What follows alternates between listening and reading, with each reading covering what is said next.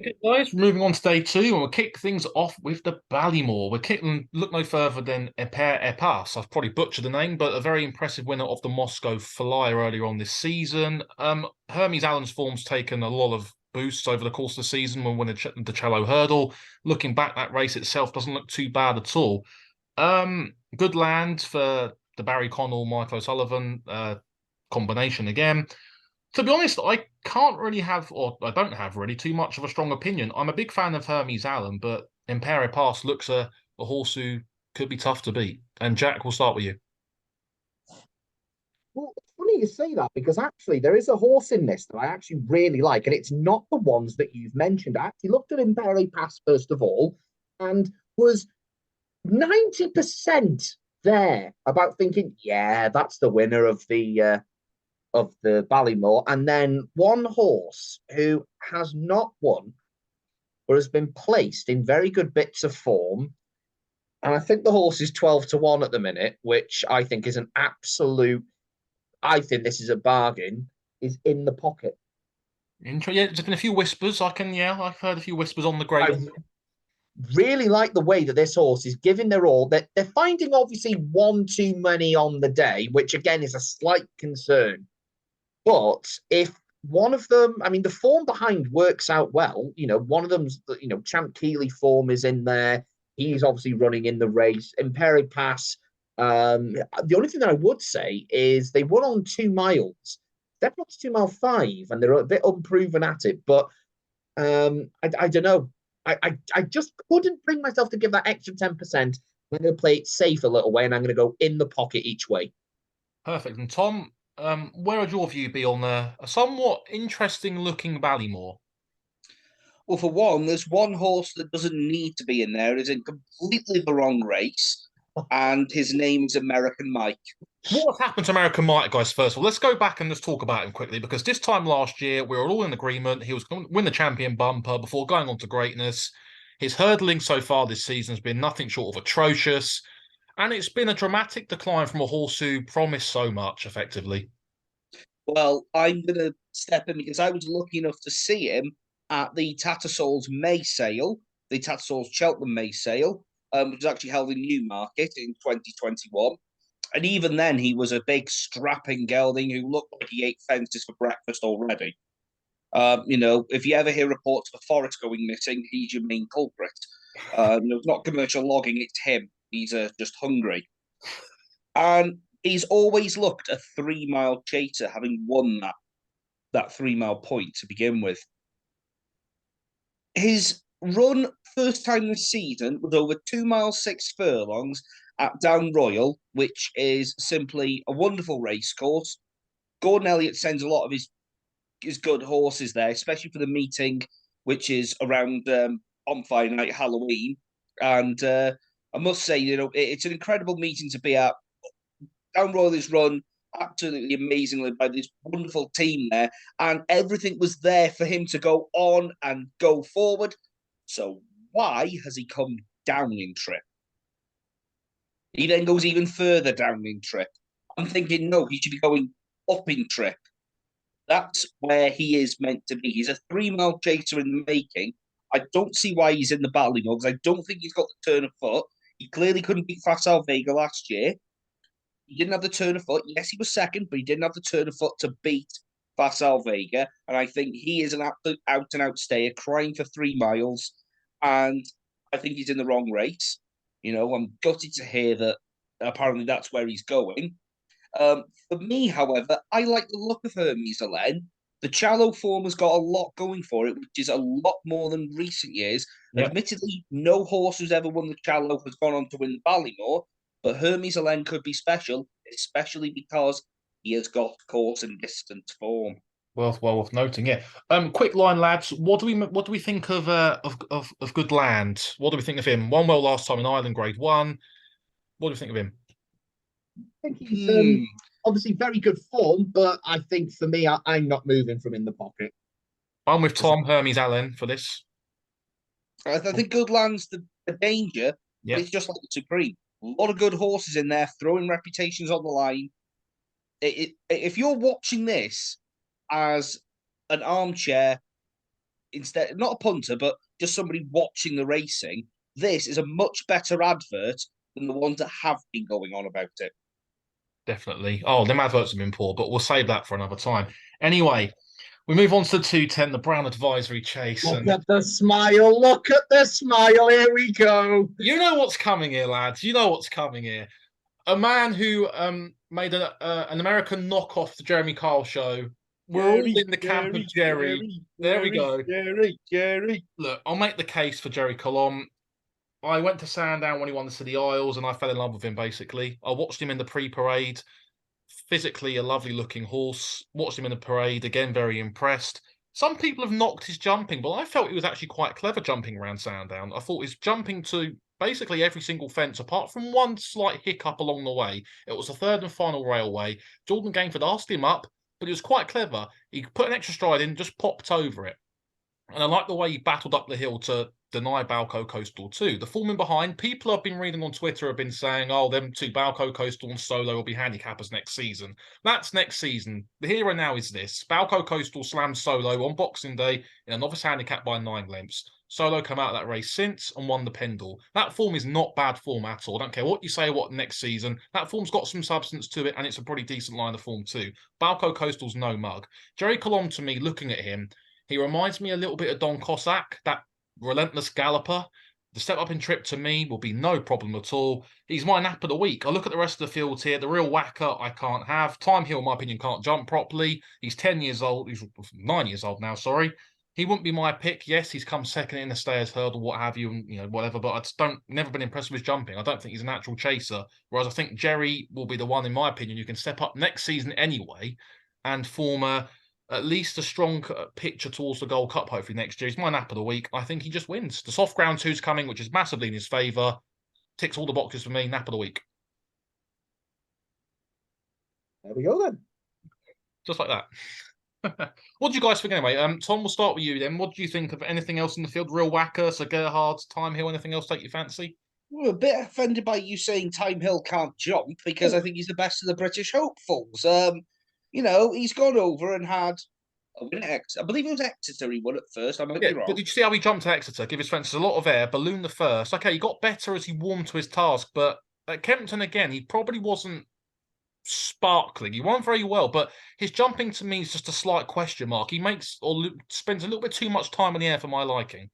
Would you rather have a horse that isn't flashy and impressive, or a horse that's flashy and impressive but still finishes second?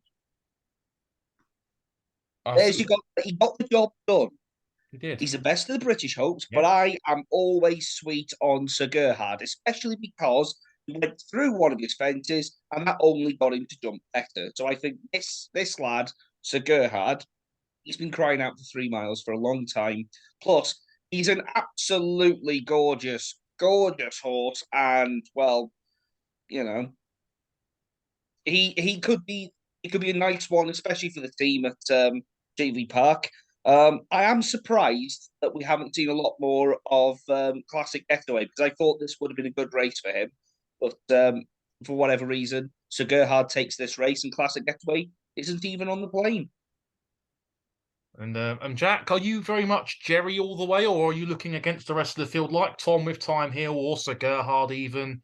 What about the real whacker? Would you make a case for him? A winner at Cheltenham in the Dipper, I do believe it was. Would you make a case for him anyway? He's still in the Gold Cup for me, says that the Connections won that race over the Brown Advisory. So can't nail my colours to him. I'll be honest with you, it was between, and this is where I wouldn't say it's awkward, but this is where the differences and allegiances are lie, because there were 2 horses that I fell sweet on when reviewing this race. One was Jerry Colomb, the other was Sir Gerhard.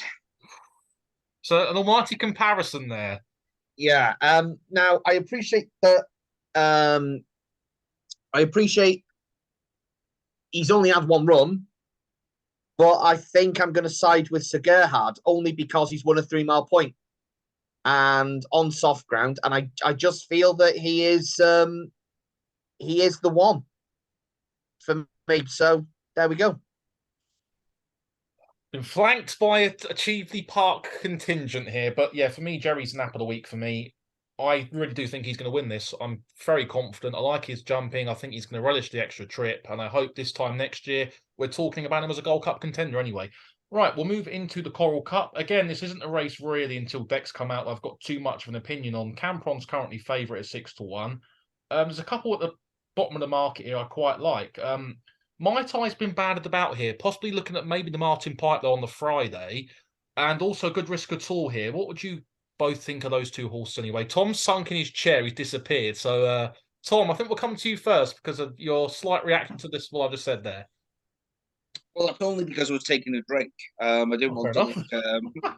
look, I didn't want to look awful on there. I don't think the viewers of this one want to see me chugging away on a drink. It's a nice lager though, a Snowden Craft lager, admittedly. Had one this week actually in snowy Dolgethley. We couldn't get up the mountains, so we thought, oh well, there we go.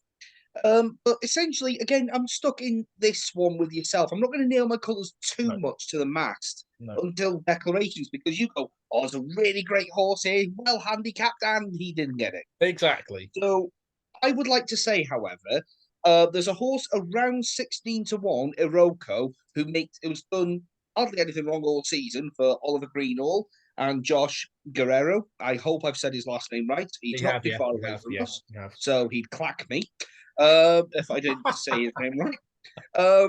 Essentially, yes, they've got a nice one from JP McManus, and I think this lad has stepped up over 2.5 miles and gone from strength to strength. And I'd love to see him run a good race for the team, because the team at Stockton Hall really deserve it. They've been working hard for years, and they could have a nice one on their hands. Good case well made. Jack? I'm actually quite gutted because I actually, for some unknown reason, I mean, obviously it's a minefield. We need to see the declarations and all that. But I actually thought I'd had the winner, but Iroko is very nice at 16-1. He's done nothing wrong. Obviously, he's had 4 runs in the UK. He started off in what some would say is a tough enough task by going to the finale juvenile hurdle at Chepstow and then went to the Adonis. But respectable 4th place finishes on both of those occasions. And his 2 runs this season at Wetherby have been absolutely fantastic because he's won, and not just won slightly, he's won very well. Whether the form matches and is stacking up there remains to be seen. But he's a horse on the up. I think he could make into a cracking chase next season if the connections decide that's what they want to do with him. But the horse that I like, and I know it's been mentioned on a couple of previews for this, even though I'm waiting to see the declarations, please, please, please stick a conditional jockey on Beacon Edge. If they do that, to Beacon Edge, wasn't in his pomp. And yeah, he was. I mean, he was at, if I do remember, he was at Down Royal when we went over there in November. And for me, this is a horse that because the Coral Cup, I'll be totally honest with you, I find it an absolute minefield. I can't ever find the winner. I think any of us in the family that have got close was our dad won it a few years ago with Whisper, and he won in a photo finish, which never happened, which is very weird. So as a result, I think it's Beacon Edge for me at the moment. But if he's not declared in Iroko is, I'd probably agree with Tom. Perfect. Right, that brings us into the main talking point of this video, the Champion Chase. Now, to me, this is probably the best race or one of the best races of the week. There's so many angles in here, talking points. Yeah. Start with Edward Stone. I think Edward Stone's going to win this. I think, in my opinion. Had you I felt the ride that Tom Cannon gave him last time out in the rearranged Clarence House. I felt he focused too much on what Energumene was doing, and he let Editor Dajit get away. But take nothing away from Niall Houlihan. He timed that ride to absolute perfection. It was a really good front-running ride. But I felt had Tom Cannon had a second crack at this, he would have sat a little bit more handy, a bit more tucked in behind. Because look at the ground he made up turning for home. And he just got out-battled up the hill. With Energumene, Tom, I'll start with you. For me, I can't make out why people think that he's a second coming here, really, because you can pick holes in his British form anyway. But is Edward Stone, or was it Energumene for you, or is something bigger at a bigger price that could win this Champion Chase? I think Energumene has risen to the top because Chacon Poursoir has unfortunately been on the downgrade. We've noticed a couple of disappointing runs. Who else did Willie have in his stable to be able to take that place? And Nergamene's gone and stepped up. Again, I mean, your books, he's won a Champion Chase only with Shishkin disappointed. But again, in racing, if you're not there to run in the race, you can't win it. He Definitely. did what he needed to do, and he won it. And he got a champion chase for Willie. Absolutely done the job. But again, I'm still a little bit unsure about him. He sometimes finds one Jishkin too good, and then his recent run at Cheltenham wasn't quite as enticing as everything. And I think the winner actually was in that race, and it was certainly beginning with E, and it was Editor de Gite. Interesting case with him because even Gary Moore didn't expect this horse to improve so much. Having spoken to Noel Houlihan at Ascot, I think the general sort of impression was that he was going into that Clarence House underrated again for his performance at Kempton, which is a fair enough reflection because people were saying, "Oh, Edwardstone on shit," blah blah blah. But he won't get loose on the front end like he did last time because Gentleman to Me will probably go with him, and he went off like the clappers last time. I can't quite work out why he's so short off the back of that win. I think he's currently 8-1, which is a little bit too short for me in this. And Ergamine, look, what are they going to do with him? They're going to go forward with him. They're going to drop him in. He's been seen to very good effect going forwards. I'm not buying the white balls, orange balls rubbish. That's not an excuse for me, in my opinion. He just didn't jump very well on the day. Jack, will bring you into this. What are your views on this whole scenario? Because it's such a good talking point, such an interesting race here. But I'm intrigued to get your view on this. To be honest, I'm going to be echoing what both of you said. I am backing Edwardstone in this, only because I think he is the most likely winner. To be honest with you, I've never really warmed to an Ergamine. I think Edwardstone showed him last time that it was going to be Edwardstone to an Ergamine. Editor de Gite, I respect his win. Niall Houlihan again gave him a fantastic ride, and kudos to him for that. However, I think it is Edwardstone's champion chase. It's a bit of a headache picking this, but he'll do for me. There's also an each way price here. I'm going to mention here, and just for the reason I think this race could set up quite nicely for him. And it's Nube Negra. He's a horse who, in previous champion chases, has won or ran, sorry, quite well. He's got some good form at Cheltenham too. He's won a few times around the course before. Now, if they go quite fast in this, it's a big if. He's a type of horse who can just tuck him in behind the pace. If you go back to his Desert Orchid Chase win when he beat Altior, it was the prime example of what I hope can happen in this race. Harry Skelton just dropped him in off the pace, rode the horse quite cold. It's going to be a good pace in this race. Gentleman to Me, and Ergamine probably will go forward. Editor Jajit will go forward. He'll leave no hiding place for anybody in the field. And I just feel if it goes off at quite a brisk clip here, I expect Harry Skelton to tuck Nube Negra in, just weave his way through. Don't be shocked at the second last if he's bang there with a chance. I think he could hit the frame. 25-1 at the moment, got good Cheltenham form. I could think of worse each way bets than him in a wide open champion chase to me. Yep, agreed. Okay, perfect. That'll bring us now on to the 4:10 on Wednesday, which is, of course, the Glenfarclas Cross Country Chase. This looks, again, a very tight, interesting race here. We'll start with Delta Work, last year's winner, a Grand National, hit the frame of the National last year too. This will obviously be the step towards the Grand National. Is he bomb-proof in this, would you say, both of you? No. I would say he's not bomb-proof because what could happen to him is what happened to Tiger Roll last year. Tiger Roll got caught by a stablemate, and Galvin seems to be wanting further. And if at that the cross country gives a little bit more spark to him, he's a danger. I would say as well, back on the lash as well. The main British hopeful for the wonderful team at the Keeleys. Keep it local, Cotswold winner for a Cotswold trader. But yeah, I think the big danger is Galvin, because Galvin has been in hardly any sort of form this year. He won first time out, and then what happened at Down Royal? He did not fire because he coming even approaching the second last, he was already showing the distress signals, and I think he knocked into Envoy Alan, almost sent Envoy Alan into the car park. But Envoy Alan went forward while he went backwards. And since then, he's not been pleasing enough in his run. So I think that this lad, if those fences give a little bit more spark and they bring something out of him, he's a danger. I put Galvin up for the Gold Cup last year too, so it's been a dramatic fall from grace. But Jack, are you very much in the Galvin camp here, taking on Delta Work? Must admit, I am. I think for me, he is the horse to win this race.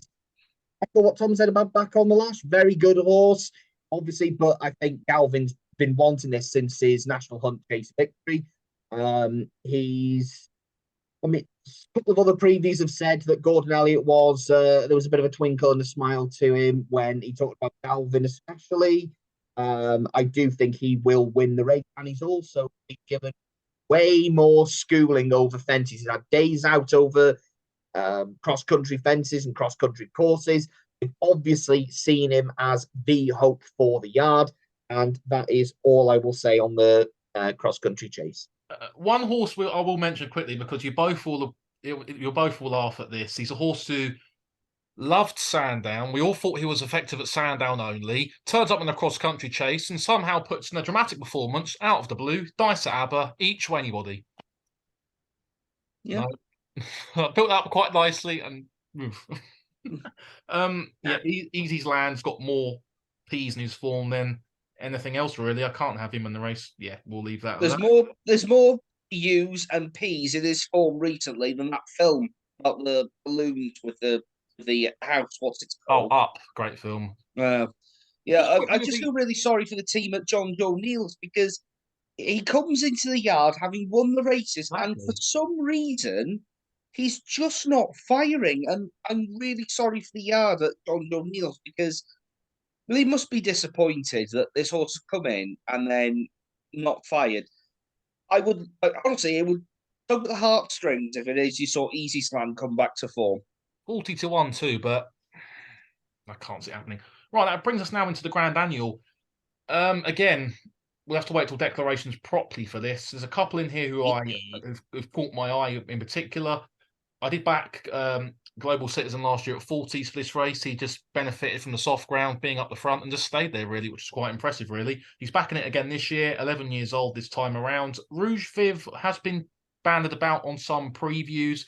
Look, I think what happened to Harry Whittington losing St Calvados, Simply the Bets, Rouge Viv, I thought it was rather disappointing in my opinion because he was getting the best out of those horses, and to take them away, it showed the grass is not always greener on the other side. They went to Paul Nicholls' yard. They haven't fired since. I think Simply Bets has now gone to Dave Maxwell. Rouge is now back here with Harry, and St Calvados flopped in the Coral Gold Trophy at Kempton recently.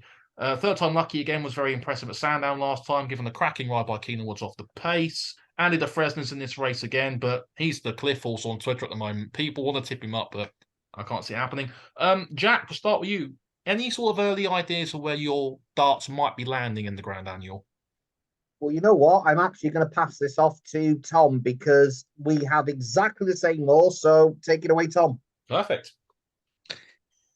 There's a horse in that field who has done nothing but improve and is also one to take on that even if they go over 2 miles or 3 miles, this lad's got stamina in abundance and can do both them distances. He's like an early Corto Star, can run at 2, can run at 3 and win at both. That's a bold shout, early Corto Star. Oh, you're setting yourself up big here, Tom. Not the Gold Cup winning Corto Star or any of them major prizes, but early in the season he was running in Tingle Creeks and then running in King George's. Yeah. There's a mile difference. Not many horses can do that. This lad, however, has done that. And we were lucky enough, well, one of us was lucky enough to photograph him at Down Royal in November, while the other one was tasked with all the admin work. So a certain final orders won the handicap chase over 3 miles. Then he goes over 2 miles and wins again. He then goes for another race and wins again.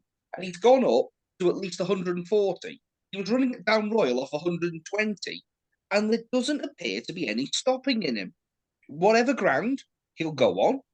Whatever they throw at him, he's eaten. He's taken it in his stride. And I genuinely think he's possibly, I'm going to be bold about this, I'd say he's one of my bankers of the week. Well, he's 11-2 at the moment. Gavin Cromwell trains. Look, he's in some sparkling form at the moment. And 11 when others are crying enough, he will be home and hosed. Any concerns about the weight, though? 11 stone 9. No, I love the well, fact I've that always had concerns about weight. I mean, he's look done at the size nothing of but me. improve. Yeah, he's done nothing but improve. Perfect. Okay. That would I be like him. I really like him. okay. Again, you look at me. The only thing I've always had concerns about my weight. Look at the size of me, but this lad, he just seems to take everything in his stride, and he reminds me as well of Humpball years Oh ago my when gosh. When you want a novice handicap, the scenes. he came through after winning off a lowly rating of something like 84. Then he finishes at 140 something. Huge rise in the weights. This lad's good enough to do it and bold enough to say it. And Gavin Cromwell wouldn't send him to this race if you didn't think so. And just finally, guys, champion bumper to round off day two. Again, it's not much of a race I've got an opinion in. It's for me his current favourite. A Dream to Share was brilliant at Leopardstown in the rain last time out too. Where would you guys be? It's probably a race for me, which I might. Although I look at Queen's Gamble, she's a great each way bet for me in this. She's been very effective at Cheltenham. Look, if you want a horses for courses piece of form, she's right up there in my opinion, and it'd be a great win for Lambourne and for Oliver Sherwood too, beating Cancer to come back and get a Cheltenham winner. I don't think there'd be a dry eye in the house really if she were to come up the hill in front. She's got a good chance on each way price here, but the two Irish at the top of the market are probably the ones to beat. Agreed. A dream to share. Perfect. And Tom, a Dream to Share, Queen's Gamble. I, this is always one of them races where it's it's a case of there's the dart, throw it, kind of thing. Because so many, especially the Irish horses, so many of them come in want against the name. You're thinking, how strong is that form? But I'm going to go for a horse who we have been lucky enough to see again at Down Royal, and his price is currently 33 to 1, and I'm surprised why. So this lad comes into his race at Down Royal having won emphatically a point to point earlier that year at, I'm going to say, Portrush. I think it was Portrush in Northern Ireland. And he then goes over and gets a large amount of money. Then go to Down Royal, where Gordon Elliott sends his good horses, following in the footsteps of many, many good horses. And his name is King of Kingsfield. Yes, his run at Leopardstown afterwards wasn't something impressive, but interestingly, two things. One, the stable weren't running at all cylinders firing. Think of it as got a spark plug issue. weren't quite on form. Secondly, he's not run since. He's been safe for this race. He will make a smashing 3 mile chaser in due course, but I think this lad, you can pick up some prize money with him. I was quite impressed with what I saw at Down Royal, and I said then and there that'd be my horse for the bumper. Yes, Better Days Ahead may have done, but more to do with the form. But Better Days Ahead was also entered for the race at Down Royal, and King of Kingsfield went there instead. So make of that what you will. Okay, guys, that's perfect. So we'll be back very shortly with day three and the Stayers Hurdle.